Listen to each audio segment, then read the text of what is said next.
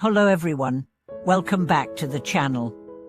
Have you ever noticed how a single gesture can ripple through your life, bringing joy or sorrow beyond measure? Have you ever wondered why our best intentions sometimes yield unexpected pain, and painful deeds sometimes give rise to unexpected blessings? In today's exploration, we'll uncover two essential principles. First, that every action plants a seed whose fruit shapes our experience of happiness or suffering, and second, that by cultivating mindful, compassionate conduct, we learn to harvest lasting well-being and dispel the roots of pain. Long ago, in a fertile valley dotted with rice paddies, there lived a humble farmer named Ananda. Each dawn, he rose to greet the rising sun with a simple bow of gratitude, then tended his fields with tireless devotion. One season, a neighbor's cattle broke through the fence and trampled Ananda's young seedlings. Consumed by anger, he pursued the herdsman through muddy trails, shouting curses that echoed off bamboo groves. The herdsman, startled and ashamed, fled deeper into the hills, leaving Ananda alone with his ruined paddies. That night, as rain tapped his roof, Ananda's frustration turned to remorse. He recalled his wife's gentle counsel, "Bitterness sighs no grain in the heart."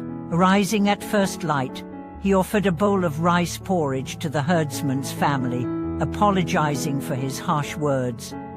The neighbor, moved by Ananda's humility, confessed his shame and vowed to repair the damages. Together they rebuilt the fence stronger than before and tended the fields side by side. In those days of shared labor, Ananda discovered that the initial seed of anger had yielded suffering, but the seed of repentance and generosity bore the fruit of renewed trust and joy.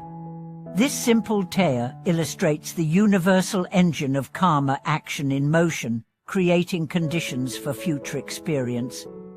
The Buddha compared it to a flame lighting another without losing its own brightness. Every thought, word, and deed communicates energy into the world. By learning to align that energy with kindness, we transform the very landscape of our lives.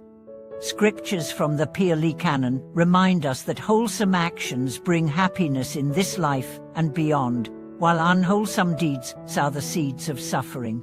The mind precedes all mental states, proclaims the opening verse of the Dhammapada. Mind is their chief, they are all mind-made. When we cultivate generosity, ethical disciplines and mental clarity, we build a fertile field where lasting well-being can flourish. Conversely, greed, hatred, and delusion poison our own heart and the hearts of others, tightening the knot of dissatisfaction. But understanding this law is only the beginning. Real wisdom arises when we skillfully examine our habitual patterns. For example, consider the impulse to speak harshly when offended. In that fleeting moment, a torrent of resentment surges through body and mind. If we act on it, we echo Ananda's first outburst and bind ourselves to its consequences. Instead, by pausing, taking a mindful breath, sensing the tension in the throat and chest, we create a sliver of freedom. In that pause, we can choose words that clarify rather than wound, words that build trust rather than burn bridges. Over time, this simple habit rewires our character so that compassion becomes our default response. In another village, a merchant named Devadatta found himself trapped in ceaseless craving. He chased after wealth and status, believing that accumulation would bring security and pride. Yet as his coffers filled, his heart shrank. He feared every loss, doubted every ally, and never tasted satisfaction. One day, an old monk visited his shop and offered a teaching. "If you want to fill your treasure house, give it away." Intrigued, Devadatta began spending a small portion of his profits on feeding the hungry and sheltering travelers. To his surprise, the more he gave, the more content he felt, and the more opportunities for honest commerce returned his generosity tenfold. He realized that altruistic action reverses the cycle of craving, sowing seeds of abundance rather than lack. Throughout history, countless stories have affirmed that skillful action is the scaffold of liberation. The Jataka tales recount how the Bodhisattva in past lives sacrificed wealth, comfort, and even his own reputation to benefit others, knowing that true happiness lies in selfless service. In one such story, he gave away his royal garments so that a destitute child could appear in court and avoid disgrace. Though he faced scorn from courtiers, his act restored joy to the kingdom and cleansed his own heart of pride.